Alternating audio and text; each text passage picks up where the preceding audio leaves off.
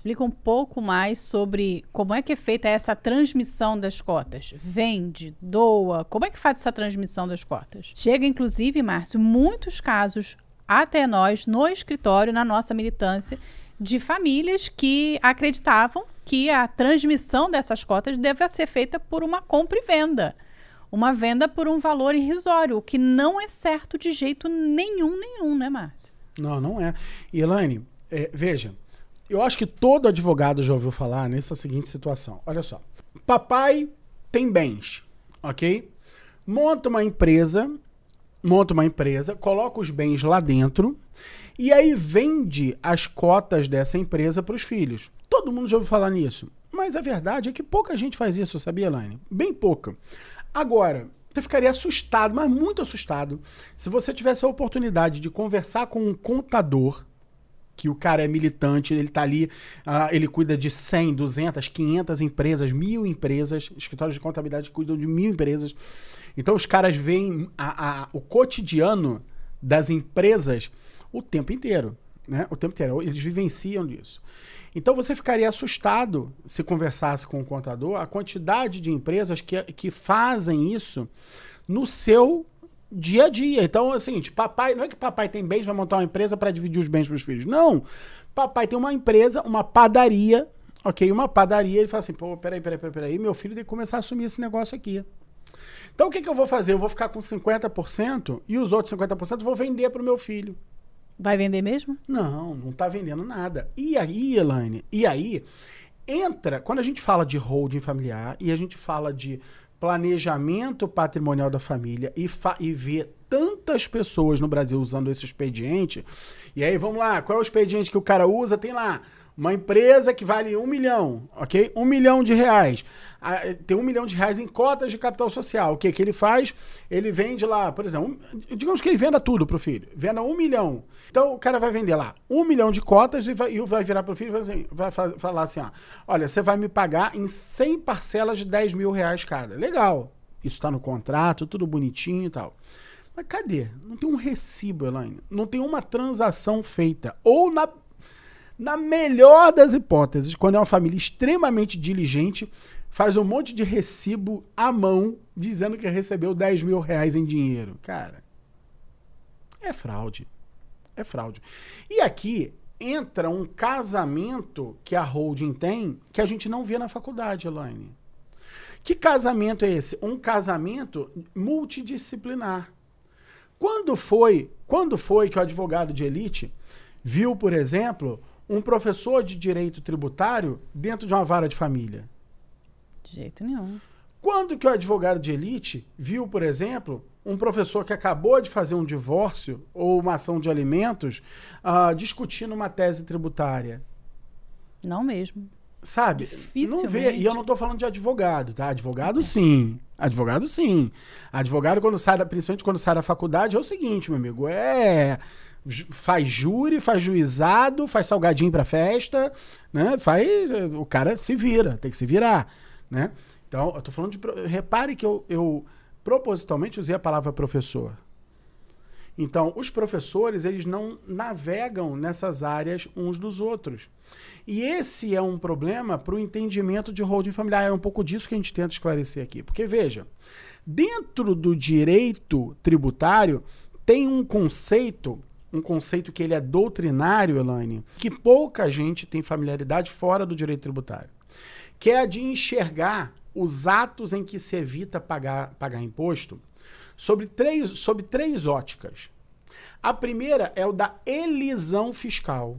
Quando você faz elisão fiscal, você está elidindo a possibilidade do tributo. Ou seja, você está batendo de frente com a possibilidade do tributo acontecer. Por quê? Porque você está praticando algum ato que tira o fato gerador, que o fato gerador não acontece. Então, por exemplo, se eu realmente vendo cotas para o meu filho, acabou.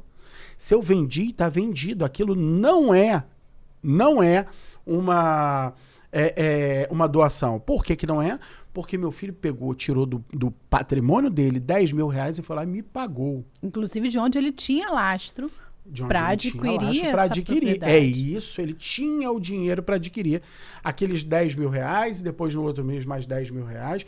Ah, Márcio, mas e se acontecer isso de verdade e o filho usar o próprio dinheiro do negócio para pagar? Pode. Pode. É um negócio de pai para filho. Ok? É um negócio de pai para filho. Tá tudo bem, pode. Não tem nada de errado nisso, tá? Pode. Então, se o pai faz isso, vende a padaria e vai pagar 100 parcelas de 10 mil reais cada, Elaine, 100 parcelas de 10 mil reais cada. Todo mês o cara recebe um prolabore ou mesmo a divisão de lucros da própria padaria e vai lá e paga o pai. Isso pode, não tem nada de errado nisso. Tá? O problema é que não é assim que acontece. Não é assim que acontece. Então, quando o dinheiro está saindo do patrimônio do filho, entrando no patrimônio do pai, lindo. Lindo. O que que você tem aí? Tem a figura da compra e venda. Então, esse ato foi um ato que elidiu, que removeu, que retirou a incidência do imposto de doação. Beleza. Tem outro ato, que é o da evasão fiscal, que não é o caso aqui. A evasão fiscal é a sonegação. É a sonegação, que inclusive é crime. Então o cara foi lá, fez a doação, escreveu que era doação, só nunca pagou o imposto.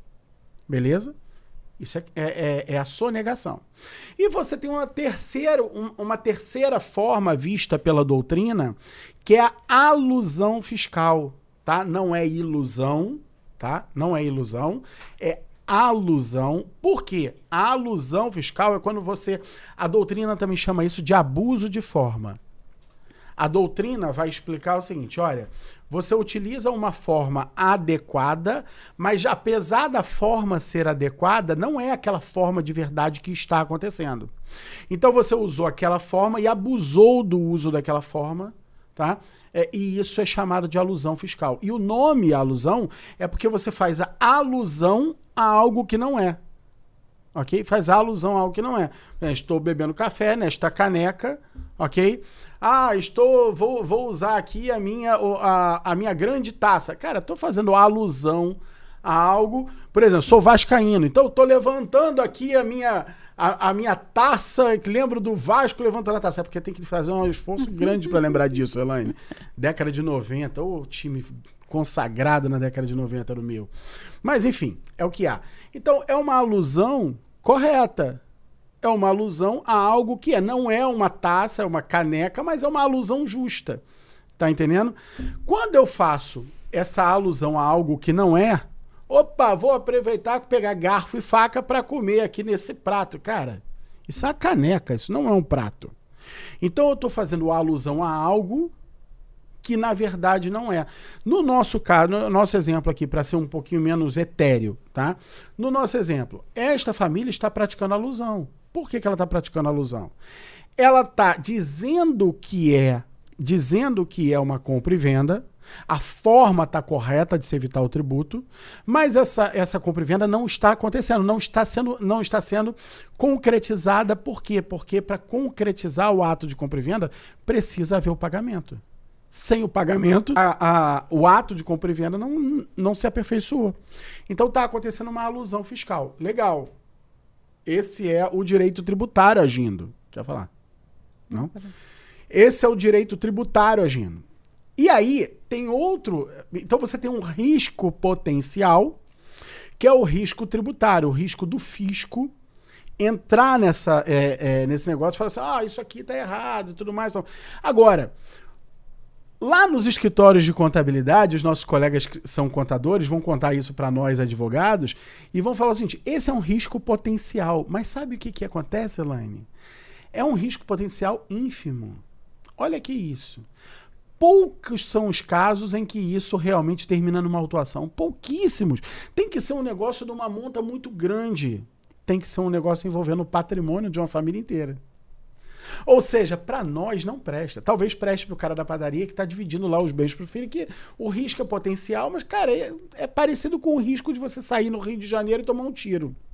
Entendeu? Talvez esse seja maior. Mas, infelizmente, porque é a minha cidade maravilhosa, a cidade que eu amo. Cara, mas é um risco. É um risco. Quando a gente fala de botar todo o patrimônio da família e fazer uma ação dessa, aí, Elaine, é o risco de você entrar no meio de uma operação do BOP, ok? E tomar um tiro dentro de ocupação de uma comunidade, sei lá, para destruir o tráfico de drogas numa comunidade, e o risco de tomar um tiro naquele momento. Cara, aí o risco não é potencial. O risco é iminente, ok? Então, é outra parada.